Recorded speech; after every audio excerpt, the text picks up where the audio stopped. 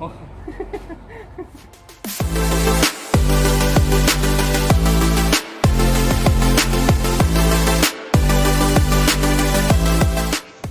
Assalamualaikum warahmatullahi wabarakatuh. Jumpa lagi di Datan MS Channel, channel yang berbagi informasi seputar dunia otomotif dan seputar servis mobil tentunya ya. Sebelum lanjut video seperti biasa, jangan lupa subscribe, like, comment, and share untuk membantu kita mengembangkan channel kita bersama ini. Dan jangan lupa tekan tombol loncengnya untuk mengetahui update-update video terbaru dari kita. Hari ini kita ada pekerjaan Toyota Alphard. Jadi ini kepemilikan Pak Hartono. Kita baru ada jadwal hari ini nih, di hari Rabu ya, Rabu tanggal 24 bulan 11 2021. Kita ada pekerjaan job desk-nya ini, kita servis rutin berkala, sama ada keluhan RPM-nya naik turun nih. Sekalian kita cek secara general, cek keseluruhan ya. Kita datengin mobilnya. Untuk teman-teman yang mau booking servis nanti bisa di deskripsi ya. Nanti kita bisa janjian atau tanya-tanya seputar keluhan permasalahan mobil kendaraan teman-teman. Kalau memang sekiranya bisa bantu jawab, kita bantu jawab. Ya, kita datengin. Kondisi mesinnya sedang hidup nih, kita lagi panasin karena sebelum kita treatment gura mesin kita harus panaskan dulu mesinnya ya. Secara visual kita lihat nih, kondisi mesinnya sih standar ya. Tidak ada yang sekiranya modifikasi atau apa, standar bawaan. Nah ini kita lagi dicek, Mas Fahri lagi cek kondisi brake padnya ya. Brake padnya gimana nih Mas Fahri, coba lihat. Ini kondisinya masih cukup tebal ya. Kalau perkirakan ini bisa sampai 10.000 km masih bisa ya. Terus disc brake-nya kondisinya masih ya toleransi, walaupun ada sedikit gelombang, tapi untuk Toyota Alphard kalau misalkan gelombangnya sedikit, nggak terlalu banyak, dia nggak terlalu berasa untuk pengereman getar biasanya ya. Terus kalau untuk kaki-kaki tadi kita cek long terot, enterot tuh nggak oblak ya. Shock breaker ada pergantian sepertinya. Terus tadi ada bunyi abnormal menurut kita ya, agak kasar nih, itu dari idle puli belakang nih yang pengganti fan pump.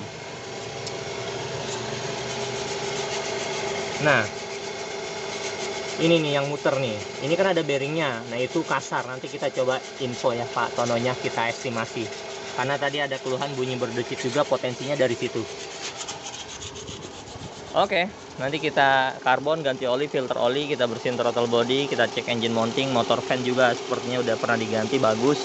Kita cek air radiator, terus kita cek fan belt juga, kita cek aki. Nanti kita coba lanjut lagi ya untuk videonya ya.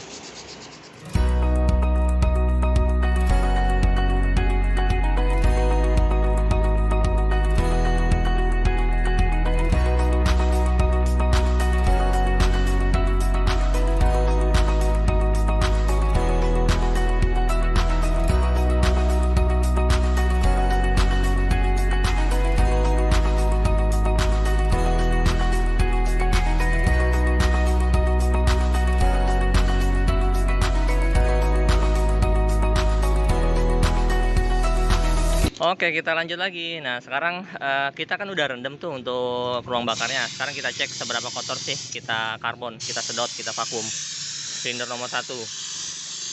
Biasanya yang mempengaruhi kotor atau tidak kotornya ini dari kualitas si bahan bakar yang dipakai.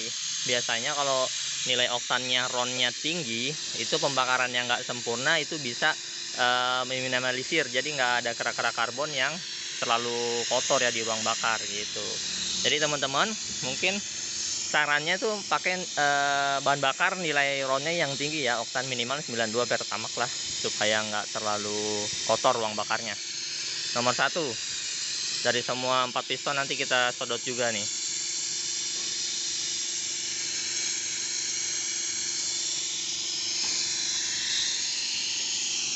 Untuk oli memang udah waktunya ganti, kita ganti oli, filter oli juga kita ganti juga gitu. Gimana nomor 2? Ini perawatannya rutin nih, jadi ibaratnya nggak terlalu kotor banget ya.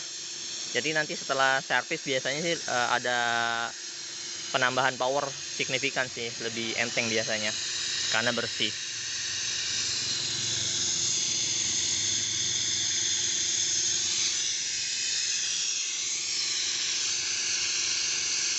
Nomor 3 Ri, coba Ri. Wah, ini dia nih. Agak miring itunya dia, masukin ke sela-selanya Ri.